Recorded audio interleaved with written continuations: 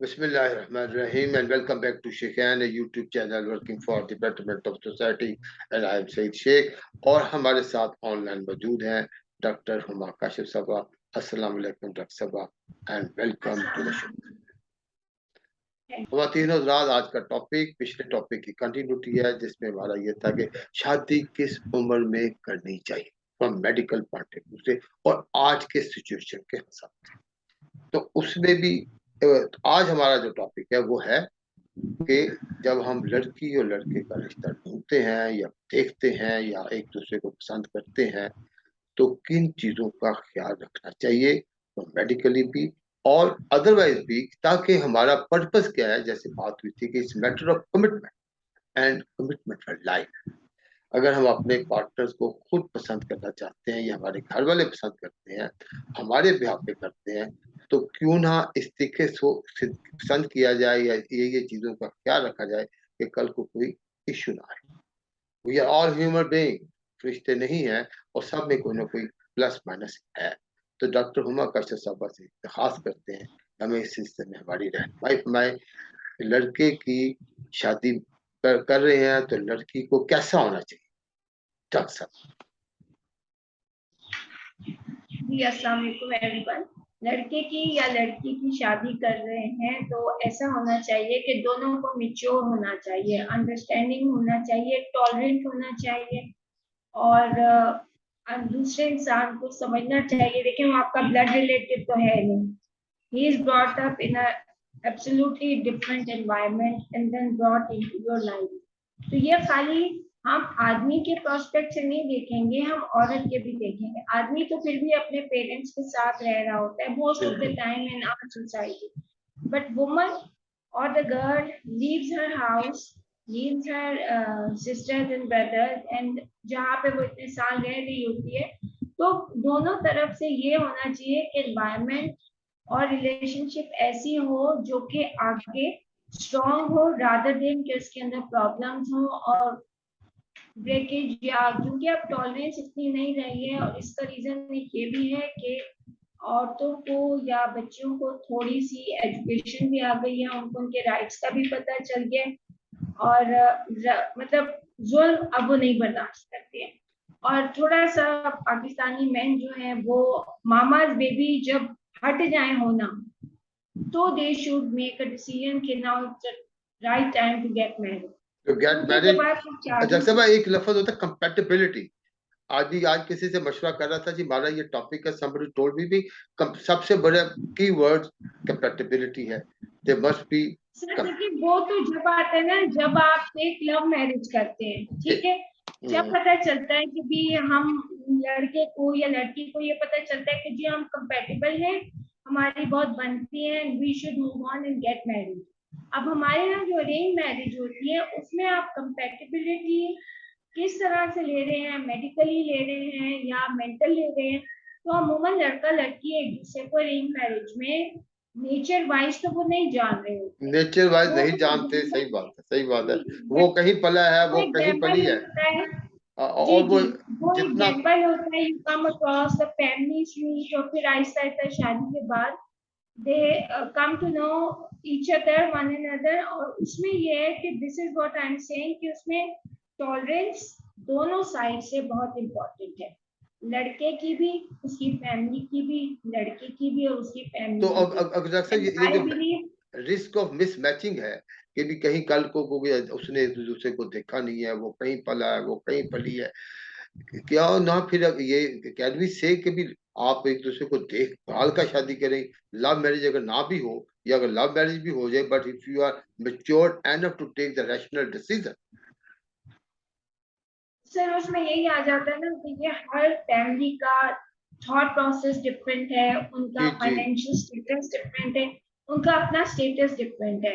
एक जो लो socio economic है उनकी तो एज 18 है, उसमें तो ना लड़का मेच्योर है ना लड़की मेच्योर है। और उनका बस यही है कि थोड़ा थोड़ा कमा के रोजी रोजगार करे। फिर एक मिडिल क्लास है जो एक वर्किंग क्लास है बेसिकली, जो मैक्सिमम मेजॉरिटी में होती है। They like educated people, working people होते हैं ज्यादातर। और फिर एक एलीट है, हर क्लास का माइंड प्रोसेस, हर एक की थॉट प्रोसेस उनका लाइफस्टाइल इज टोटली डिफरेंट। तो हम एग्री। स्टेटस के लिहाज से उसको कर सकते हैं, बट एक जो यूनाइटेड नेशन की एज उन्होंने बताई है मैरिजेबल, जी जी। दैट इज फीमेल के लिए 26 to 28 है और लड़के के लिए 32 है। इसलिए क्योंकि इसमें दोनों मेंटली फिजिकली प्रॉपरली मेच्योर हैं और उनमें टॉलरेंस ज्यादा होती है।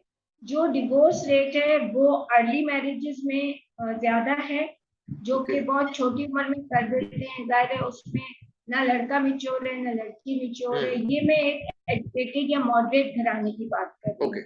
और या जो स्टडी है यूनाइटेड नेशंस की। लेकिन जो बहुत, और अब जो उसमें 5 इयर्स के बाद टॉलरेंस जो है, ये जो एज ग्रुप मैंने आपको बताया 26 to 32 फॉर बॉय, इसमें यह कि टॉलरेंस होती है, मिच्योर हो चुके होते हैं अपने अपने प्रोफेशन में या अपने अपने हालात में, वो सेटल होते हैं। इस एज के अंदर दे से कि मैक्सिमम टॉलरेंस है। शादीशुदा जिंदगी में 5 इयर्स तक कोई प्रॉब्लम्स नहीं आती हैं।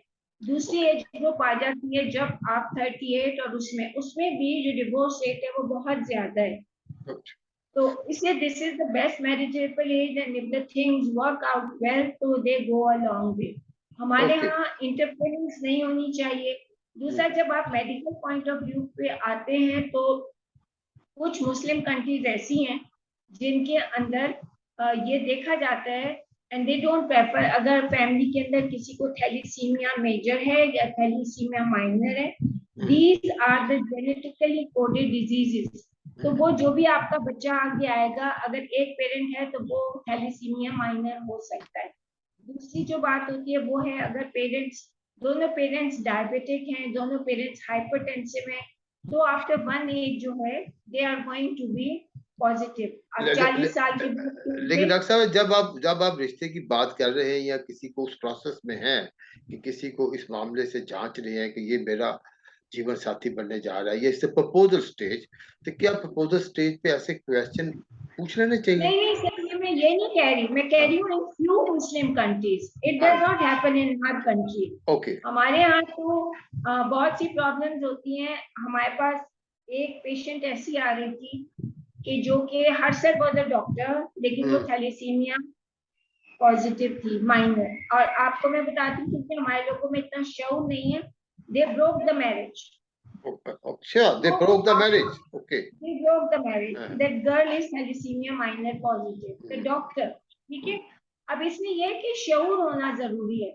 शऊर होना तो ये जरूरी है। when you tie a knot, हम लोग मुस्लिम्स हैं तो हमारी हर मुमकिन कोशिश तो यही होनी चाहिए कि शादी जो है वो आगे प्रॉस्पर करे। लेकिन अगर फाउंडेशन वीक है, अगर शुरू में ही दोनों के बीच में कोई बदमिजाजी है, तो वो फिर वो स्टेप बाय स्टेप वो बढ़ती जाती है। इसका मतलब और क्या ये क्या क्या हम कह है, सकते इसका हैं कोई कि ये एडवाइजेबल है कि ये मेडिकल बातें, मेडिकल हिस्ट्री एक दूसरे की, पेरेंट्स की, अगर एक when you are developing the understanding at the proposal stage, तो क्या ये जरूरी है, अच्छी बात नहीं है कि आप आइंदा के लिए भी फ्यूचर को सामने रख के पेरेंट्स की मेडिकल हिस्ट्री भी आपस में डिस्कस कर लें कि मेरे वालिद साहब को अगर ये हार्ट अटैक का इशू है या उन्हें डायबिटीज है, या तो वो चीजें जो कि आगे ट्रांसफर हो जाती है जेनेटिकली। हमारा माशरा इन चीजों पे आने के लिए आई थिंक कई साल लेगा।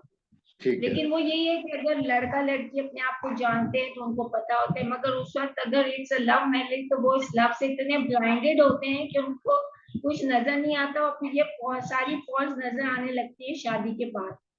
बस ये कि ये गैम्बल है जो कि बस आपने निकल जाए बंदा इससे सुरखरू होके नाइसली, तो दे शुड अंडरस्टैंड कि time is not a joke. You need to be there for one another and be tolerant. इसमें अक्सर जो हम इमोशनल फैसले करते हैं, इमोशनल डिसीजन करते हैं फॉर सिलेक्शन, जैसे लव भी अगर बिल्कुल इमोशनल डिसीजन है, अगर इमोशनल है, लव के साथ साथ अगर हमारे बाकी को हवाशे खमसा इतने नहीं है, सिर्फ ब्लाइंडनेस है जी, करनी है शादी इस तरीके से, या अगर लड़के की वालदा ने कहा जी बस मुझे बहुत लड़की बहुत पसंद है, बस मुझे तो अच्छी लग गई है, या लड़के ने कहा या लड़के के वालिद ने कहा मुझे लड़का बहुत पसंद है, इमोशनल फैसलों से मेरा नहीं ख्याल कि ये अच्छे फैसले हो सकते हैं। इमोशनल फैसले इन हालात में मेरा ख्याल है कि ये लाइफ लॉन्ग डिसीजन है, इसमें आपको इमोशनल फैसलों से परहेज करना चाहिए। व्हाट डू यू से ऑन दिस? हाँ जी, सही बात है, बट ऐसा होता यूजुअली नहीं है। बस जो होना होता है वही होता है।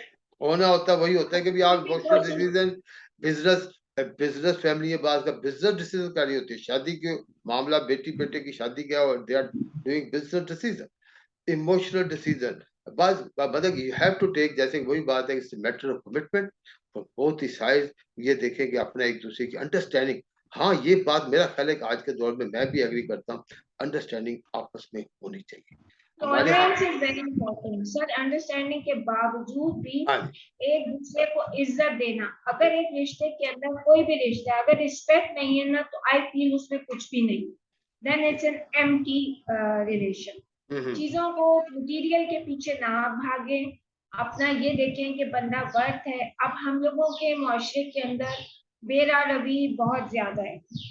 लड़का अगर गर्लफ्रेंड रखेगा तो खैर है, लड़की की अगर कोई बॉयफ्रेंड होगा तो वो मायूब माना जाता है, जबकि कि दोनों चीजें दोनों के एस्पेक्ट से खराब है।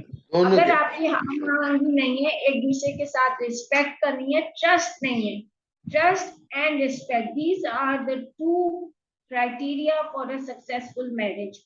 पैसा आनी जानी चीज है, आपका मिल ही जाता है, अपनी नीयतें साफ होनी चाहिए। और इसमें मेडिकली जो भी है, अब अगर आप सही है तो मेडिकली भी जो पॉइंट्स है दे कैन बी ओवरलुक, क्योंकि हमारे यहाँ सर इतना होता नहीं है, बाहर के इतना मुल्कों होता में नहीं है, लेकिन एक मैंने डॉक्टर साहब देखा था कि वो उनके भाई जो थे आपस में शादियां करते थे इतनी ज्यादा कि अब उनमें जो थे ना वो क्या कहते हैं ना बोलने वाले डीफ एंड डम्प, वो कुछ कुछ स्टार्ट हो गए बच्चे, और ना तो उन्होंने फिर भी सर आप डेफ एंड डम्प भी होते हैं। Down syndrome is a very common syndrome है, जो कि अगर फीमेल की एज 30 से ज्यादा होती जाती है तो वो कपल प्रोन होता है।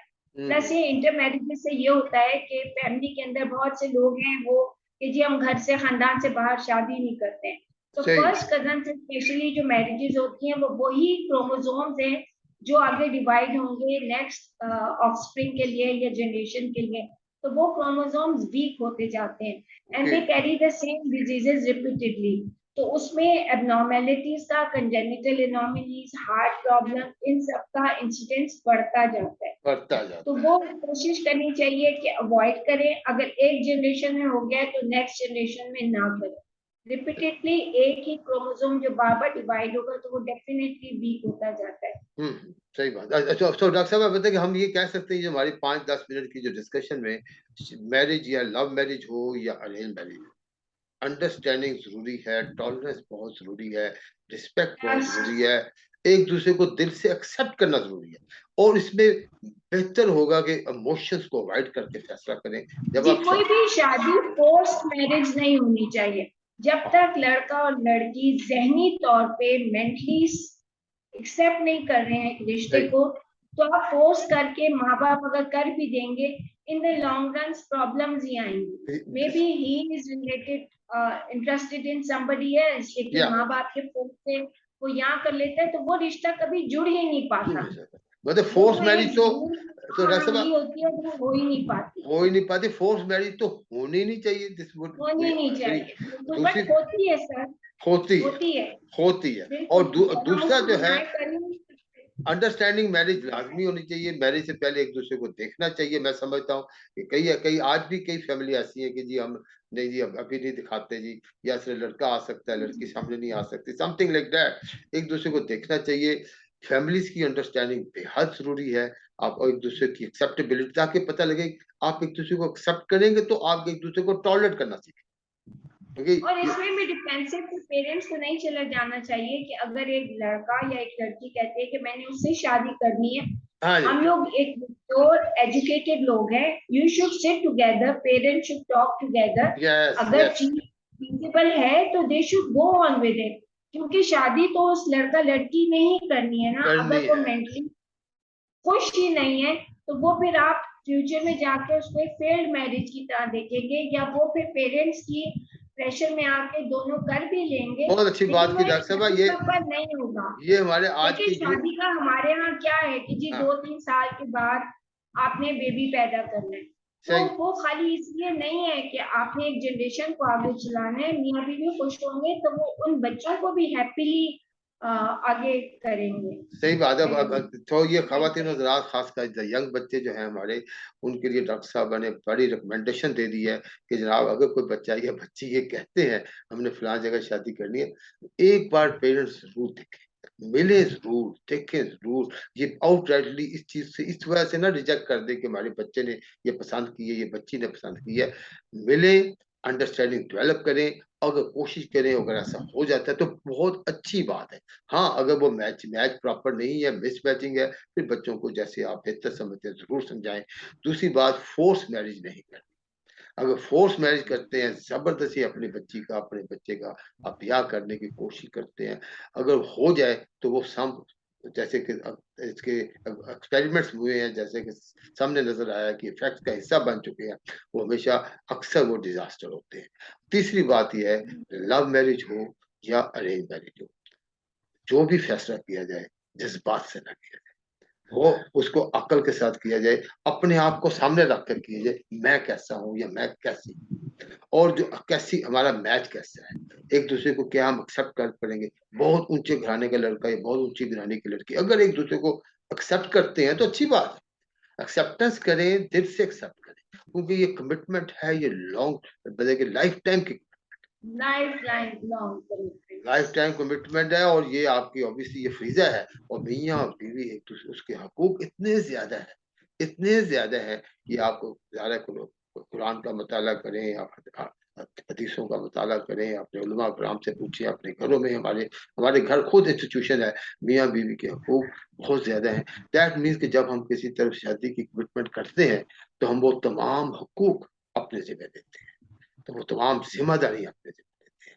डॉक्टर साहब और कोई इसके अलावा आप कुछ ऐड करना चाहें, क्योंकि टॉपिक वाकई अच्छा है, बस मुझे डिस्कशन से पता चला आपकी बातों से कि इस वेरी इंपॉर्टेंट टॉपिक, ये बहुत हमारी समाजी टॉपिक है, बिकॉज अवर चैनल का मकसद यही है to work for the betterment of society. Thank you doctor साहब coming to the show and sharing very good things, very good talks and very good advices for the betterment of society.